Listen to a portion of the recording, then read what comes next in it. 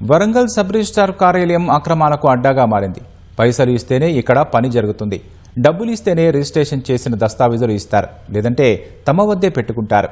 ఇటు కార్యాలయంలోనూ అటు సబ్ రిజిస్ట్రార్ల ఇళ్లలోనూ ముమ్మర సోదాలు నిర్వహించిన ఏసీబీ అధికారులు పెద్ద మొత్తంలో నగదు, బంగారు, వెండి ఆభరణాలను స్వాధీనం చేసుకున్నారు.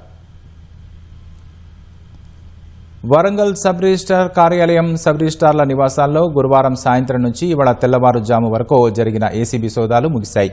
అధికారుల తనిఖీల్లో భారీగా అవినీతి అక్రమాలు వెలుగులోకి వచ్చాయి. తనిఖీల సమయంలో కార్యాలయంలో 20 మంది అనధికార ఏజెంట్లు, రైటర్లు ఉన్నట్లు ఏసీబీ గుర్తించింది. లెక్కల్లో చూపని 47,450 రూపాయలు, 70 డాక్యుమెంట్లను స్వాధీనం చేసుకున్నారు. డాక్యుమెంట్ రైటర్ల మొబైల్ ఫోన్లను అధికారులు పరిశీలించగా సబ్ రిజిస్ట్రార్లు రామనరసింహారావు, ఆనంద్ మధ్య డబ్బులు లావాదేవీలపై వాట్సాప్ చాట్లు బహిర్గతమయ్యాయి.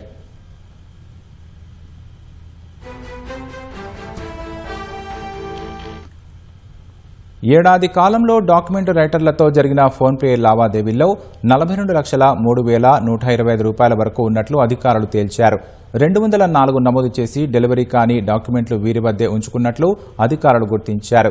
ఇక సబ్ రిజిస్ట్రార్ నివాస గృహాల్లో నిర్వహించిన తనిఖీల్లో 24,61,540 రూపాయలు, 820 గ్రాముల బంగారు ఆభరణాలు, 2.6 కిలోల వెండి ఆభరణాలు స్వాధీనం చేసుకున్నారు. కపిల్ చిట్స్ లో సబ్ రిజిస్ట్రార్ ఆనంద్కు చెందిన 30,10,000 విలువైన ఫిక్స్డ్ డిపాజిట్ల దస్తరాలను స్వాధీనం చేసుకున్నారు. మొత్తం అక్రమాలపై పూర్తి నివేదికను సిద్ధం చేసి ప్రభుత్వానికి సమర్పించేందుకు ఏసీబీ అధికారులు సిద్ధమయ్యారు.